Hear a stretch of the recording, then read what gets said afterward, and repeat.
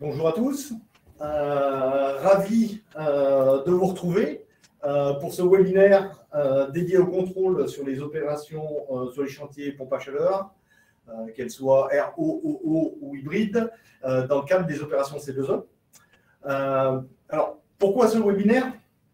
L'idée, c'est de vous présenter concrètement l'ensemble des points qui vont être contrôlés par un bureau de contrôle lorsqu'ils vont visiter les chantiers, de vous détailler les critères qui sont à respecter et aussi, fort des contrôles qu'on a pu faire préalablement, vous donner les principaux enseignements qu'on en a tirés, les points de vigilance à observer. Afin de vous présenter l'ensemble de ces contrôles, je fais appel à un spécialiste, notre expert, Rodolphe, qui est le responsable du réseau partenaire EFI pour la partie chauffage. Petite question d'intendance avant de commencer. Vous avez la possibilité tout au long de cette présentation de poser vos questions. Vous avez pour cela une boîte en bas à droite de votre écran. N'hésitez pas à les poser et en fin de présentation, on tâchera d'y répondre. S'il y a trop de questions et qu'on n'a pas répondu à tout, on créera une FAQ et on vous apportera la totalité des réponses dans un deuxième temps, une fois qu'on aura le temps de compiler toutes nos réponses. On est prêt à commencer?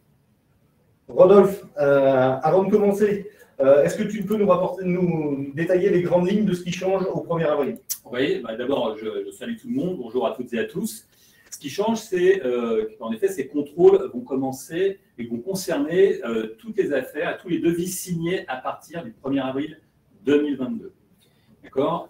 Les contrôles sont des contrôles aléatoires sur des chantiers pompes à chaleur, comme l'a évoqué Jérôme, sur site ou par contact. On va davantage parler des critères associés au contrôle sur site aujourd'hui.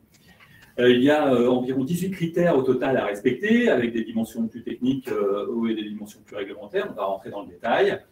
On précise aussi que le versement de la prime EFI aura lieu après la réalisation du contrôle, si celui-ci est satisfaisant.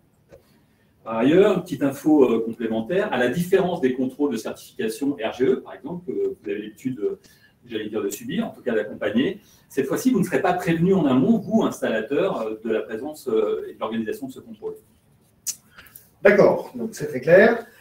Donc avant de passer en contrôle, est-ce qu'il y a quelques éléments clés auxquels il faut s'assurer de manière à ce qu'on passe le contrôle ou on aborde le contrôle de façon le plus tranquille possible? En fait, il y a surtout d'abord deux prérequis fondamentaux. C'est un, évidemment, ces contrôles ne concernent que les travaux qui sont terminés. Et donc, un chantier est réputé terminé dès lors que vous avez un procès-verbal de réception de travaux qui est signé, que vous avez d'ailleurs émis votre facture. Ça, c'est le premier prérequis. Le second, ou les seconds, c'est le fait de pouvoir joindre le devis, la facture et la note de dimensionnement à la fois au client et à EFI, plus évidemment la signature de l'attestation sur l'honneur signée par le client et par le professionnel. D'accord, donc on rentre dans le vif du sujet, les travaux sont terminés, l'ensemble des 4 documents nécessaires au dispositif C2E ont été transmis EFI au client. Maintenant, le jour du contrôle, comment ça se passe? Quels sont les points qui vont être contrôlés par le bureau de contrôle indépendant? Alors là, on va vous présenter les 18 critères de la liste de la DGEC, d'accord, concernant toutes les machines évoquées. Le premier critère, donc on va commencer par les critères un peu plus réglementaires. Le premier critère, c'est en effet de vérifier que le devis et la facture ont bien été remis au client et à EFI. Alors en tout cas, le bureau de contrôle, lui, va demander au client s'il est bien en possession de ces deux documents. Le deuxième critère un peu réglementaire, c'est que la pompe à chaleur installée doit correspondre exactement aux mentions qui sont précisées sur la facture. La marque, la référence, la puissance, etc. et les performances. Donc assurez-vous bien que vous avez une correspondance entre la machine installée et cette facture. Enfin, cette pompe à chaleur, elle doit respecter les directives CE, le marquage CE d'ailleurs doit être présent dessus, et les performances en matière d'état doivent correspondre en fonction du régime de température de cette machine. Pour moyenne et haute température, les tasses doivent être supérieures ou égales à 111%, et pour les basses températures, ces tasses doivent être supérieures ou égales à 126%. Pour les autres critères, alors le sujet, c'est que la pompe à chaleur doit chauffer tous les radiateurs de l'habitation, en fait, toute la zone chauffée et alimentée par les émetteurs du réseau de chauffage central. Le calcul de cette surface chauffée ne doit prendre en compte que les pièces qui sont alimentées par ce chauffage central. Mais si vous avez un doute, on vous met ici effectivement une petite adresse mail à laquelle vous pouvez poser vos questions pour bien préciser ce mode de calcul. Donc, soit vous faites un remplacement de l'existant lorsque vous venez remplacer votre chaudière fuel qui a déjà une zone chauffée, etc., que vous prenez comme référence. Si pour une raison ou une autre, vous devez modifier cette zone en rajoutant des émetteurs, par exemple, eh bien, vous le faites et vous prenez l'intégralité de la zone que la pompe à chaleur aura à chauffer. Petite précision, cette notion de zone chauffée n'est pas à prendre en compte dans le cadre des offres coup de pouce. Toutefois, comme il n'est pas forcément facile pour les interlocuteurs sur site de savoir s'ils sont en cas d'un dispositif coup de pouce ou pas, le plus raisonnable, c'est de systématiquement préciser cette surface chauffée pour qu'il n'y ait pas d'erreur ou d'oubli à l'avenir. Des autres critères et qu'on a mis un peu en avant parce que ce sont des cas fréquents de non-conformité qu'on a relevés dans les phases de test que nous avons menées. Donc la note de dimensionnement, l'étude de déperdition, doit être remise au client et à EFI, donc principalement au client en tout cas, pour que celui-ci puisse la mettre à disposition du contrôleur le jour du contrôle. Okay. Les corollaires, c'est que cette machine, la machine sélectionnée dans cette note de dimensionnement, ne doit pas être sous-dimensionnée. D'accord, il doit couvrir au moins 60% des déperditions à température de base, en tout cas sur sa partie thermodynamique, hors à point. Et elle ne doit pas non plus être surdimensionnée, pas dépasser les 140% de taux de couverture des déperditions à température de base. C'est bon, vous suivez encore? Alors, on n'est qu'à 7 critères sur 18. C'était les 7 critères qu'on a regroupés parce qu'ils étaient plus liés à des notions plutôt administratives que techniques. On va regarder les critères techniques tout de suite après. La raison pour laquelle on a insisté sur ces critères administratifs, c'est que, comme le précisait Rodolphe, sur les tests qu'on a pu faire, près de 50% des non-conformités qu'on avait observées étaient surtout liées justement à ces éléments plus administratifs. Très clairement, la note de dimensionnement, elle est très souvent, enfin la plupart du temps, vous la faites et vous en avez besoin pour dimensionner votre machine. Par contre, ce n'est pas forcément dans les pratiques que de la remettre au client ou de la remettre à EFI. Et donc, du coup, comme c'est un point qui va nous faire considérer le contrôle comme étant non satisfaisant, c'est pour ça qu'on insiste sur ces éléments-là. On attaque la partie technique? Allons-y. Alors, les critères techniques. La PAC ne doit pas être associée à une chaudière HPE ou THPE pour chauffage de l'habitation.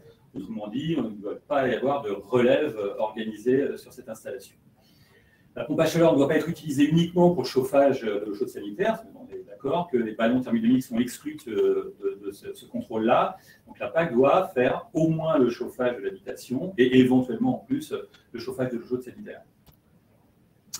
L'installation des modules intérieurs ou des modules extérieurs doivent être posés correctement.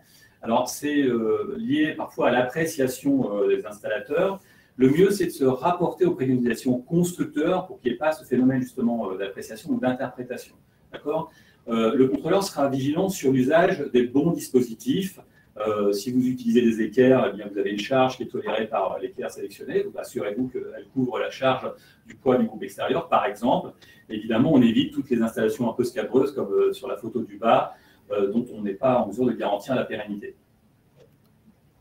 La distance du module extérieur par rapport au mur doit être correcte. Là aussi, ça peut être laissé à l'interprétation. En fait, le plus simple, là encore, c'est de se référer à la préconisation constructeur pour avoir un argument extrêmement clair à opposer à une éventuelle contestation.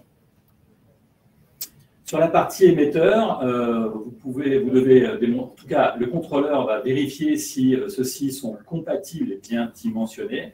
Donc, je vous invite de votre côté, pour garantir en fait ce bon dimensionnement, d'utiliser des logiciels, y compris certains freeware, qui vous permettent d'être certain de celui-ci et de pouvoir présenter cette note si elle vous a été demandée.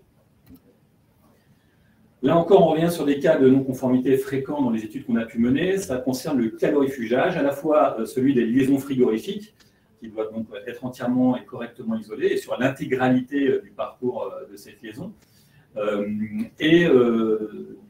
Également donc, le calorifugage des liaisons hydrauliques, vannes et raccords incluses, dans les zones non chauffées. Ça, c'est un point de vigilance un peu nouveau, ce qui était un point mineur dans la certification RGE, et qui là devient majeur dans les contrôles de la DGEC.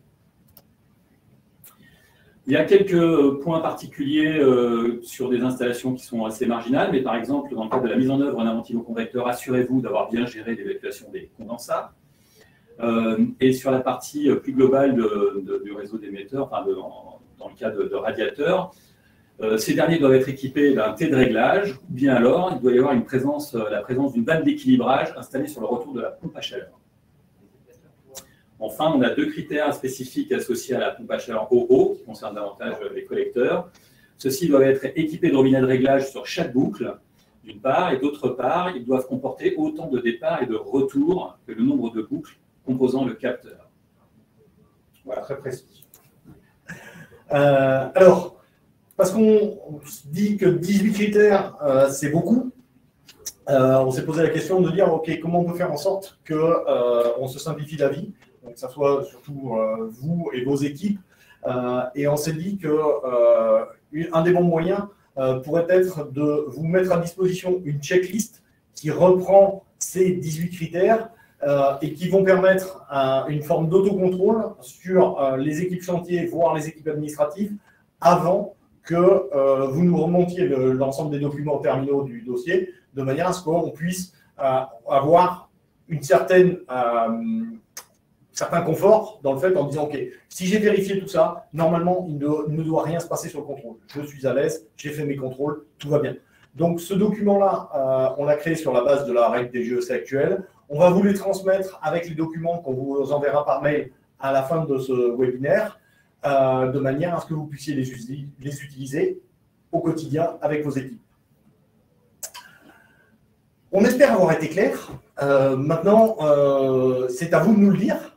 Donc, ce qu'on vous propose, c'est de répondre à un micro-sondage de manière à ce que vous puissiez nous dire c'était clair, on a tout compris, ou si vous avez d'autres éléments auxquels on n'a pas répondu, n'hésitez pas à poser les questions. On prend le petit sondage et on revient vers vous d'ici 2-3 minutes pour la partie réponse aux questions.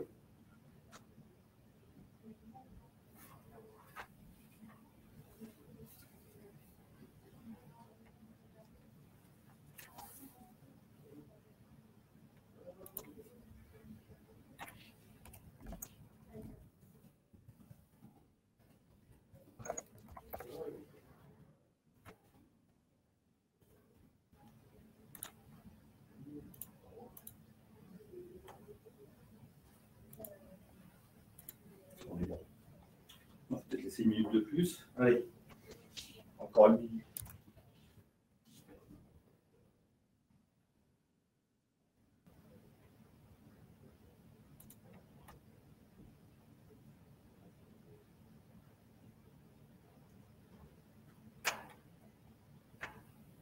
On passe aux questions, en réponse à vos questions. Alors, première question qui nous est posée. Est-ce que FI met à disposition un modèle de note de dimensionnement? Alors non, aujourd'hui, on n'a pas de logiciel ciblé FI.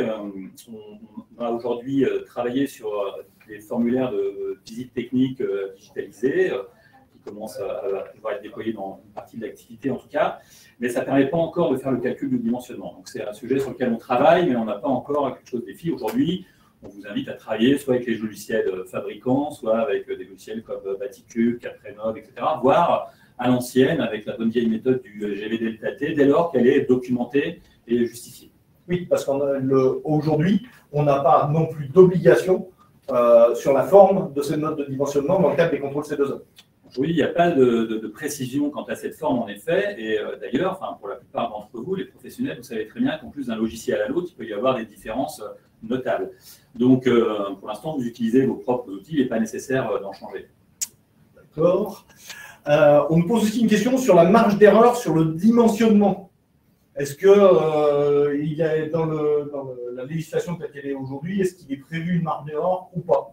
Alors, là, je pense que ce n'est pas tant la marge d'erreur sur le dimensionnement thermique, mais plutôt sur la surface, parce que je vois la précision sur le métrage de mètre carré. Je n'ai pas le détail pour l'instant de cette marge d'erreur sur le dimensionnement, mais en général, vous êtes assez précis en mesurant les pièces, etc., parce que vous faites votre dimensionnement pièce par pièce pour vérifier la compatibilité de vos émetteurs, donc il y a peu de chances d'avoir des erreurs significatives. Sachant que, on est bien d'accord, c'était dans le cas où il n'y a pas de prime coup de pouce, puisque là, la surface chauffée n'intervient pas, et on sait que, effectivement, si la valeur de C2E n'est pas en première grandeur de la surface, mais est par tranche de surface, c'est comme ça qu'on va déterminer la prime selon les cas de figure. Ouais. Alors, qu'est-ce qu'il y a? Si un point n'est pas respecté, y a-t-il une possibilité de contre-visite? Alors, si un point n'est pas respecté et que le chantier a fait l'objet d'un contrôle, ce n'est pas qu'il y ait une possibilité de contre-visite, il y aura une obligation, non pas de contre-visite, mais de remise en conformité. Voilà, donc, ça sera documenté, vous aurez un document qui vous ferait signer au client pour attester de votre passage chez lui et de la remise en conformité du chantier. Mais un dossier qui a fait l'objet d'une réintervention doit être remis dans un autre contrôle pour être recontrôlé a posteriori. Il sera contrôlé ou pas, mais on a une obligation vis-à-vis du certificat d'économie d'énergie de le renvoyer en contrôle. Les contrôles étant tirés aléatoirement dans un lot, on n'est pas sûr qu'il soit recontrôlé, mais par contre, on est obligé de le renvoyer en contrôle. Par contre. Donc, d'où l'importance de bien faire dès la première fois, de respecter la checklist pour se donner un maximum de chance, parce qu'effectivement, qui dit recontrôle dit délai supplémentaire, et donc dit possiblement insatisfaction client, du temps perdu pour vous. Et donc, autant bien faire dès la première fois. Alors, une question sur doit-on isoler des tuyaux déjà existants s'ils passent dans un local ou une pièce non chauffée? Alors oui, même si vous intervenez sur un chantier où rien n'était isolé avant votre arrivée, comme c'est vous le dernier intervenant sur le chantier, lorsque vous laissez ce chantier sur les zones non chauffées, les tuyaux doivent être calorifugés. Sinon, votre chantier sera déclaré non conforme. C'est ça. Et on a une question qui était un peu similaire, c'est si le client ne veut pas que j'isole les liaisons hydrauliques, que dois-je faire? Il faut lui expliquer d'abord que c'est plus intéressant pour lui économiquement puisqu'il va faire davantage d'économies, il y aura moins de perte de charge sur son réseau.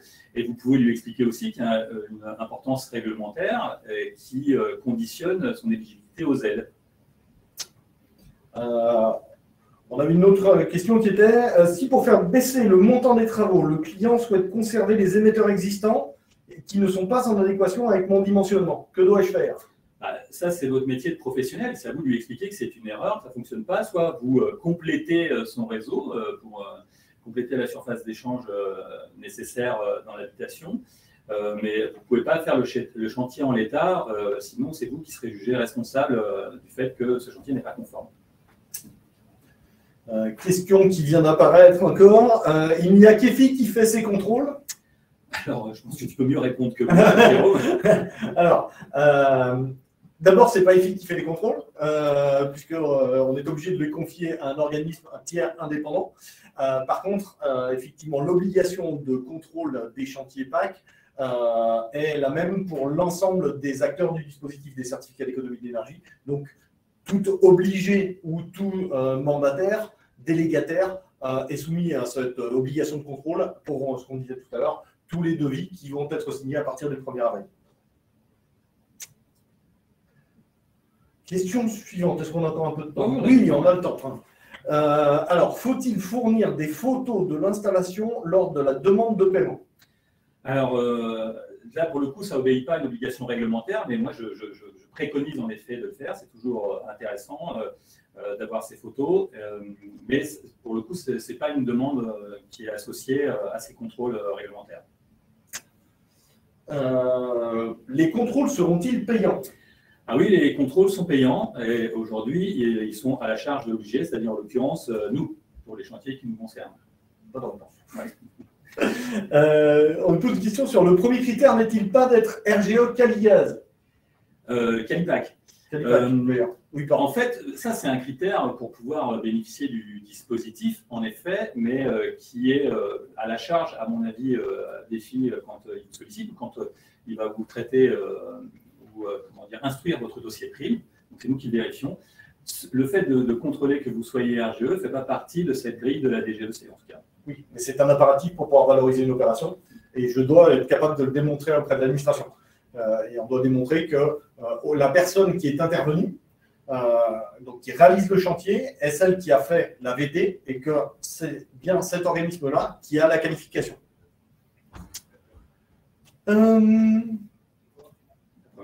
La première, quels sont les logiciels freeware au niveau des choix des radiateurs? Moi, je ne les connais pas tous, mais je sais qu'on travaille, nous, avec HNI Tools, qui a plusieurs, d'ailleurs, c'est une application avec plusieurs fonctionnalités, dont le dimensionnement des émetteurs, par exemple.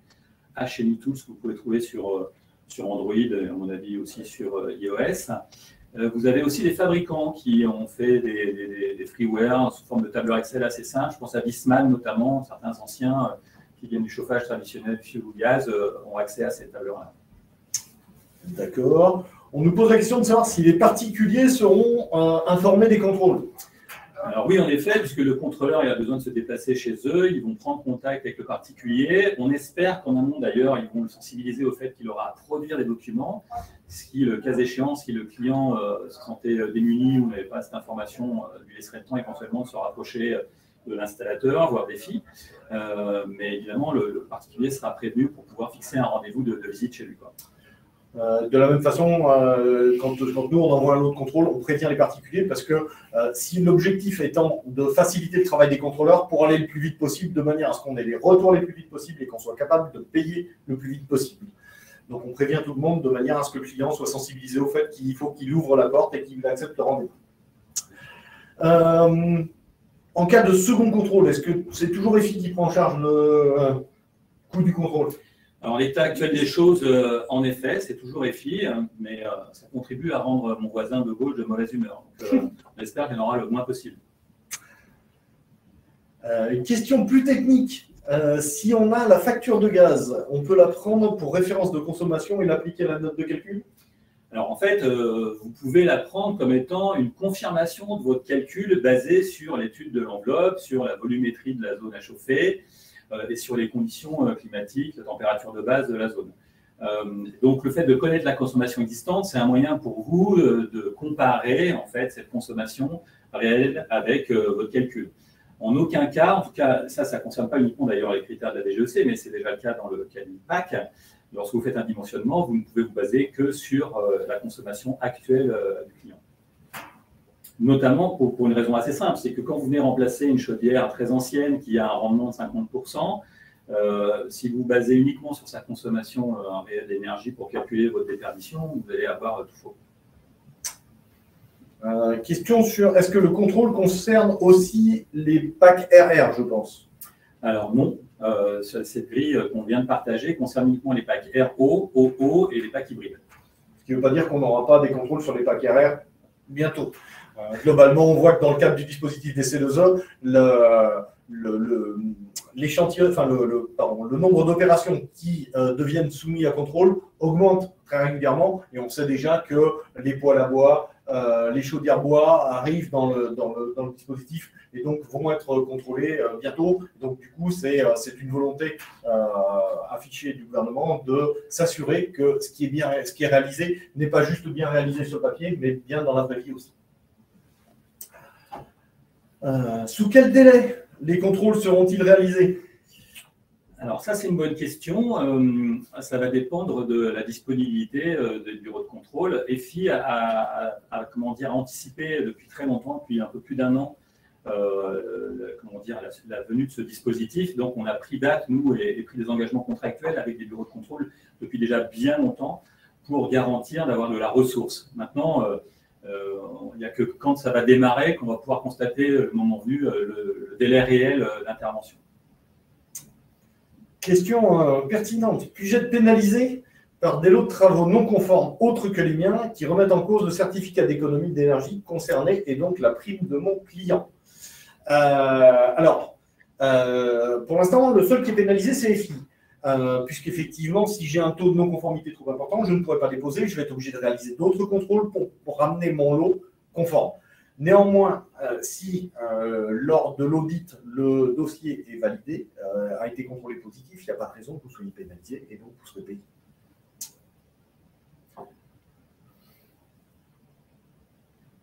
En cas d'erreur, en cas d'erreur de la part du client lors d'une présentation des documents le jour du contrôle, est-ce que ce complément rédhibitoire de la prime est annulé ou, comme pour le côté technique, il peut y avoir un second contrôle administratif? Alors, quand le contrôleur va poser la question à un bénéficiaire, savoir s'il détient les documents, et si le client répond non, deux options possibles. Le client atteste sur l'honneur comme quoi il ne l'a pas fait, c'est un document assez contraignant à remplir pour s'assurer qu'il n'y ait pas de faux témoignages. Peu de clients le font, sur l'expérience qu'on peut avoir sur l'isolation, peu de clients le font. Certains le font. Néanmoins, comme c'était mentionné, comme pour les questions techniques, on a un droit de réponse à cela. Et l'intérêt de EFI de collecter, par exemple, la note de dimensionnement permet de dire à l'administration que même si le client a dit qu'il n'avait pas reçu cette note de dimensionnement, si moi je peux démontrer à l'administration que je l'ai eu et que je l'ai mise à disposition du client, ça nous donne une voie de recours pour faire valider les dossiers. Donc, on met tout en œuvre de manière à sécuriser tout ce qui peut l'être pour faciliter l'obtention des primes. Ça peut paraître contraignant au départ, mais si ça nous simplifie la vie lors des contrôles et d'avoir des éléments de réponse immédiats à un contrôleur qui nous dirait « votre dossier n'est pas conforme », on gagne là aussi énormément de temps et on s'évite de refaire des boucles de réintervention, de recontrôle et on est capable de donner satisfaction plus rapidement à vous et à votre client. On a encore du temps. On a encore du temps. Alors, dans quel cas la déduction de la prime EFI sur facture par l'entreprise, dans le cas de la déduction de la facture par l'entreprise, quel est le délai pour les contrôles? On revient à cette question de délai qui est cruciale effectivement dans le cas que vous venez d'évoquer. Nous, on a une demande assez exigeante vis-à-vis des bureaux de contrôle avec lesquels on travaille, parce qu'on demande des contrôles qui peuvent être faits sous 3 semaines après l'émission du lot de chantier. Mais vous imaginez bien que quand ils prennent contact de manière aléatoire avec les clients, il faut pouvoir les joindre, il faut pouvoir fixer un rendez-vous, il faut pouvoir ensuite aller réaliser le contrôle, envoyer le compte-rendu qui soit traité chez nous, etc. Donc, c'est, à mon avis, si on tenait un mois, par exemple, entre l'émission du lot et le résultat du contrôle lui-même, ça sera déjà très, très bien. Et là, c'est très compliqué. Pour vous donner un ordre de grandeur, je crois qu'en 2020, il y a eu 2000 contrôles réalisés par exemple par Evonia, filiale de Caligaz, pour le compte de Qualité NR, dans le cadre des renouvellements de RGE. Et on estime qu'il va falloir en faire au moins 10 fois plus avec ce nouveau dispositif et cette nouvelle contrainte. Moi, je ne suis pas certain qu'ils aient 10 fois plus de personnes pour faire ces contrôles, donc les délais vont effectivement être pas forcément très très courts. Et ça regarde, pardon, je termine là-dessus, mais ça regarde aussi votre propre activité. On pose la question sur le volume de dossiers qui seront contrôlés. Est-ce que c'est un 100% des chantiers ou un pourcentage? L'obligation telle qu'elle est écrite aujourd'hui est sur un nombre de chantiers contrôlés conformes. Donc c'est 7,5% pour les contrôles physiques et 15% pour les contrôles par contact.